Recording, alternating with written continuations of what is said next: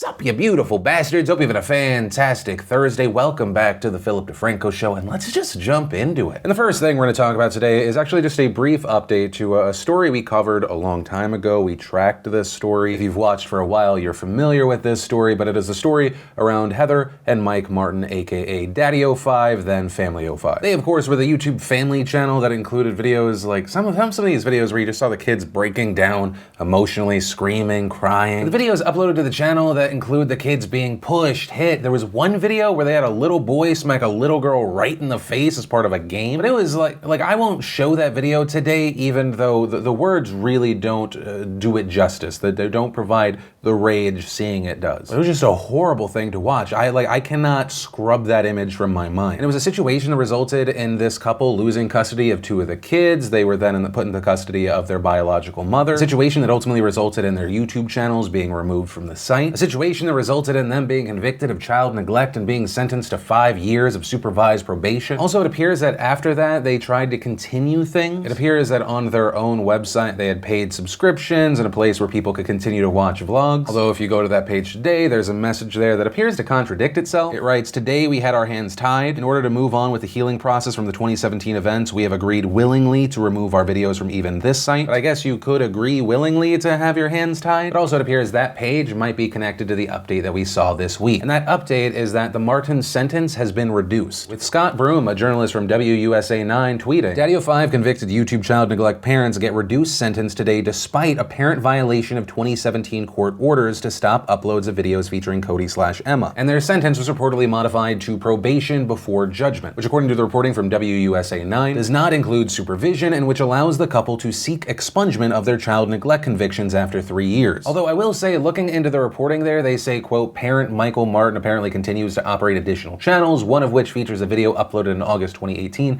with archival footage of allegedly abused children Cody and Emma." Then they link to a video that appears to be posted by a fan channel, but really there's no way for me to know who actually owns and runs that channel. But WUSA9 does go on to quote the probation conditions from 2017, reportedly from Frederick County, Maryland Circuit Court Judge Teresa M. Adams, stating no videotaping of children, Cody and Emma, no images of children on social media unless for family purposes. Which, if that extended to the other 3 children and in places off of YouTube, it appears that what they describe as, and this is the Martins, the vlog subscription service, essentially even more so with the disclaimer on their site reading, the videos on this website are for entertainment purposes only, might not line up with those conditions, but it depends on the specific definitions from the judge. But ultimately, that is where we are right now. Obviously, my personal opinion is going to be that I really do not hope that this gets expunged from their record. Also, the fact that there are still probably hundreds and thousands of their fans that will continue to defend them, say that nothing was wrong. That's incredibly troubling. But yeah, that's the update to that story. And of course, my opinion is my own. If you have the same or different or whatever opinion, I'd love to hear from you. And then we should talk about a few updates around the R. Kelly situation that we covered this last Tuesday. All of this, of course, following the release of Surviving R. Kelly, the 6-part docuseries detailing the singer's history of sexual assault and domestic violence allegations. And well, following a lot of the stuff we talked about, there are reports that the police are investigating Kelly in both Chicago and Atlanta, where many of the allegations against him took place. Earlier in the week, we also saw Cook County State's Attorney Kim Foxx asking the public to come forward with allegations or information about Kelly. Foxx then followed up yesterday saying that her office received numerous calls and are now investigating the information they received. And those calls reportedly include accounts from 2 women that also contacted the Chicago Sun-Times who made allegations of inappropriate conduct. And reportedly, Kelly is also under investigation in Georgia, and authorities are speaking with families from the docuseries. We've also seen people organizing in real life. Yesterday, there were protests organized across the street from Kelly's studio space in Chicago.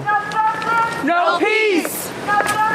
No peace! Mute R. Kelly! Mute R. Kelly! Azriel! We love you! Jocelyn! We love you! Those are the names of Kelly's alleged victims. We've also seen more and more people being outspoken and speaking out against R. Kelly. We need to realize that this person is a monster and stop celebrating this music. But with that said, and all of this happening, it appears that R. Kelly is still actually making appearances. Late last night, it appears that Kelly was at a Chicago nightclub where he performed multiple songs for the crowd. And looking at these videos, it appears that he is still being well received. People at the club can be heard singing along. Overall, the crowd seems happy to have him there. So there's that. Also, someone that the focus had shifted to for a little bit in this situation was Lady Gaga. A lot of people pointing out that she worked with R. Kelly while allegations about him were out there, and even back in 2013, she defended the choice to work with him. Both R. Kelly and I have sometimes very untrue things written about us. So, in a way, this was a bond between us, that we were able to say the public, they can have our bodies, but they cannot have our mind or our heart.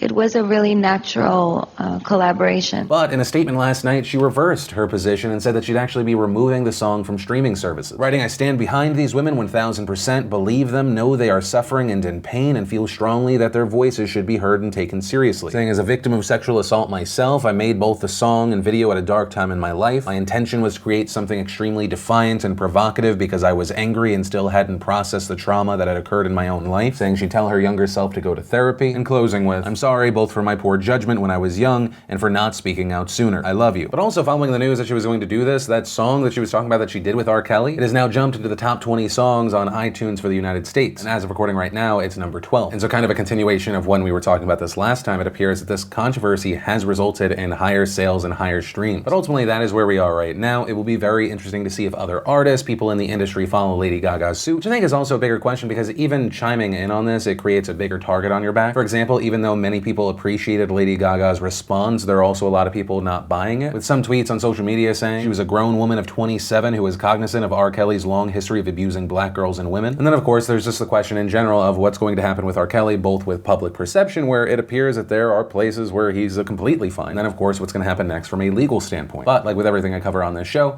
any and all parts of this I'd love to know your opinion on. But from that, I want to share some stuff I love today, and today in Awesome brought to you by Midrolls. Or there was just a weird jump cut. And the first bit of awesome is of course a friendly reminder that this morning I posted an extra morning news video to this channel. If you haven't seen it yet, I highly recommend watching it after today's show. There will be a link at the end, both in the description and on the video itself. It's a really weird situation where what we're dealing with now may change based off of something that happened back in the 1800s. And also to the people leaving comments on those videos saying you love all this new stuff, that makes me so happy. I'm glad, and more will be coming in the future. Then we got a trailer for the new Jake Gyllenhaal movie Velvet Buzzsaw, which looks all sorts of fantastic. We got the trailer for Hotel Mumbai. Then we got a trailer for the documentary called Fire, the Greatest Party That Never Happened. And as someone that just witnessed what happened online as well as covered this story, I am excited to see this. We casually explained taking on travel. We also got the fantastically weird trailer for Weird City. It's a YouTube Originals anthology series from Jordan Peele and Charlie Sanders. And as many other people have pointed out, it is very Black Mirror-esque. And if you want to see the full versions of everything I just shared, the secret link of the day, really anything at all, links as always are in the description down below. And then something I wanted to touch on in the midst of this almost now historic government shutdown, all pretty much based around disagreement about funding a southern border wall. Right now I find it very odd that there is even any remote debate about who Donald Trump said would be funding this wall. Given the sheer amount of evidence that is out there, it is incredibly troubling. It is not surprising. It feels a little bit like, welcome to the US political system where the truth doesn't count and the facts don't matter. Many people, of course, have pointed to the countless times that Donald Trump said at rallies, "And who's gonna pay for the wall?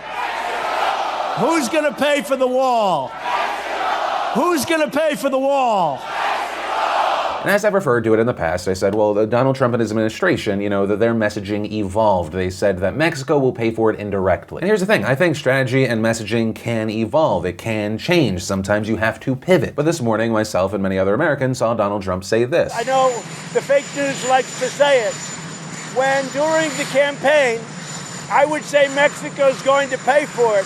Obviously, I never said this and I never meant they're gonna write out a check. And my response to that is, what a very specific way to deny reality. Whether he wants to refer to it as a check, a direct deposit, they're gonna hit him up on Venmo. He did say that Mexico would pay for it directly. Want proof? Easy. He even sent a campaign memo to the Washington Post that reads, it's an easy decision for Mexico. Make a one-time payment of $5 to $10 billion to ensure that $24 billion continues to flow into their country year after year. Adding, there are several ways to compel Mexico to pay for the wall, including the following. And then we scrub down to, on day 3, tell Mexico that if the Mexican government will contribute the funds needed to the United States to pay for the wall, the Trump administration will not promulgate the final rule, and the regulation will not go into effect. This is also not something that was just sent to what you'd probably call the fake news Washington Post. Thanks to archive.org, we know this was also on his official campaign website. And the headline for that page where they talk about Mexico paying $5 to $10 billion is called Compelling Mexico to Pay for the Wall. Also in the document that Trump released called Donald Trump's Contract with the American Voter, he puts out there that the country of Mexico will be reimbursing the United States for the full cost of such wall. And the reason I point this out is because there's almost no reason for him to lie. He's now attributing the funding for the wall to a trade deal that hasn't even been approved by Congress yet, alleging that the the potential increases in tax revenue will be used for the wall. However, a point there is these so far unexisting tax revenues aren't even allocated for the wall. And I mean, really looking at this situation, while out of all the things that Donald Trump is saying, it's not true right now. This is one of the smallest things. And part of the reason I wanted to talk about this today was just, once again, I hate seeing lies. But also, too, I think it hits on a really important point that if Donald Trump cannot concede to his position changing, his messaging pivoting, you should look at that as a fantastic example of when the president talks about bigger, more important things, of why you should take a beat and fact check it first. And for example, actually to talk about something I wanted to include in yesterday's show, but we had to do so much fact checking because there were far more misleading claims than we thought there were going to be. In the president's address to the nation, there were things where at best it was misleading, if not just an intended flat out lie. For example, the president hit on drugs crossing the border. Our southern border is a pipeline for vast quantities of illegal drugs, including meth, heroin, cocaine, and fentanyl. Every week, 300 of our citizens are killed by heroin alone, 90% of which floods across from our southern border.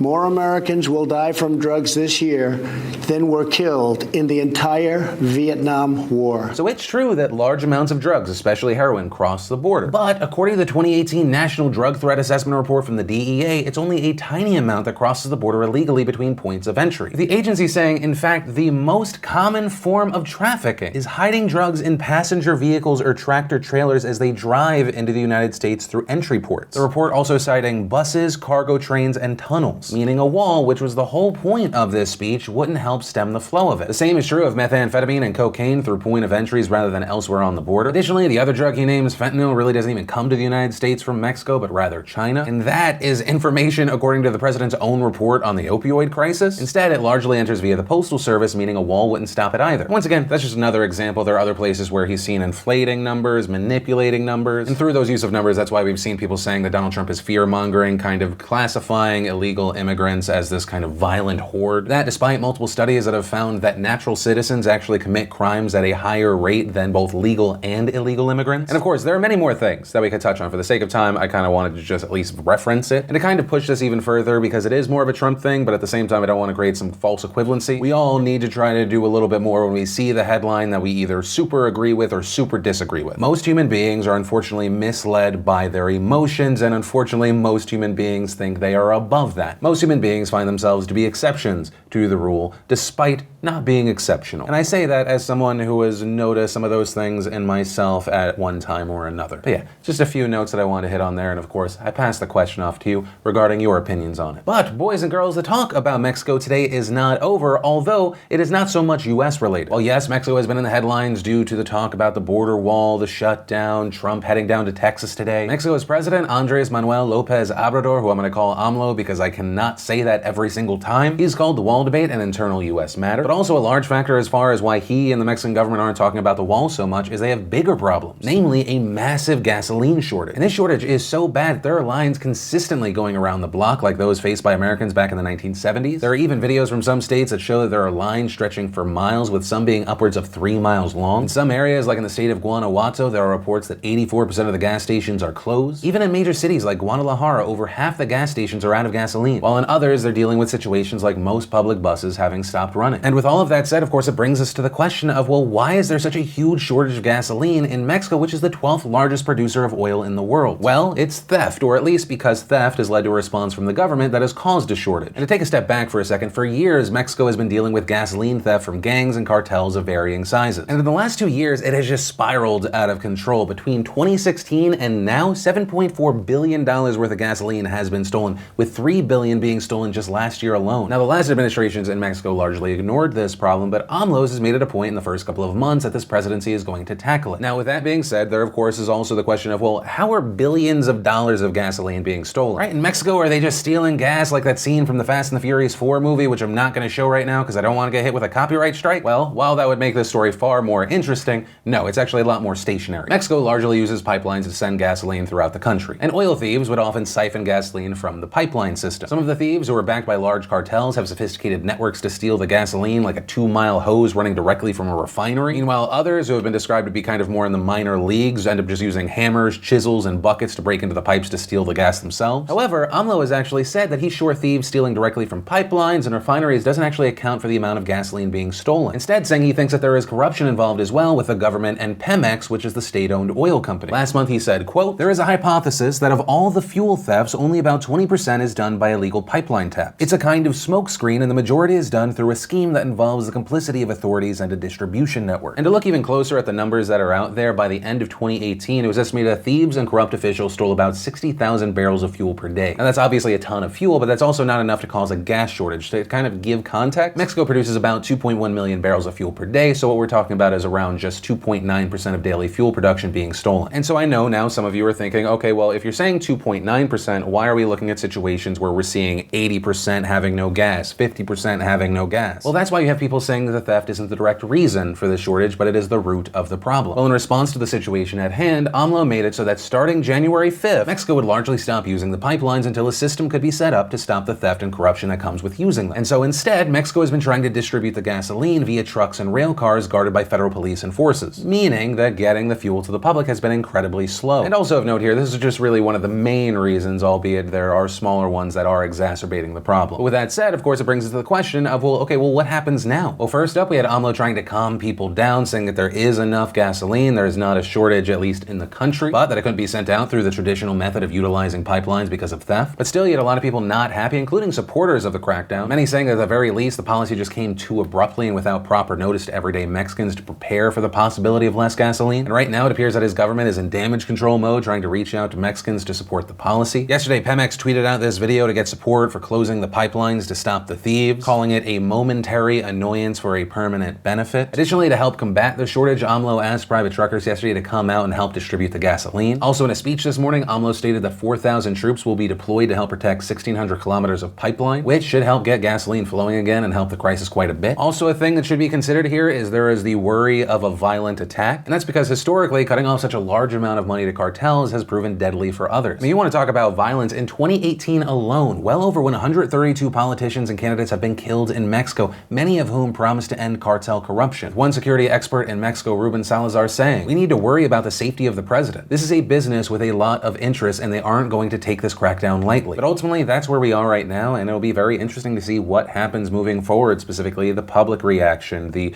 access to actually get gas, the safety of the president and other public officials, and just in general, what happens from here. And obviously, I always love to know everyone's opinion on this, but also especially if you're a viewer from Mexico. What's it like right now? What are people saying? I think it'd be very interesting to hear from you. And that's actually where I'm going to end today's show. And remember, if you like this video, you like our daily dives into the news, let us know by hitting that like button. Also, if you're new here, you want more of these daily dives and the extra morning videos, hit that subscribe button, ring that bell to turn on notifications. But with that said, of course, as always, my name's Philip DeFranco. You've just been filled in. I love yo faces, and I'll see you tomorrow.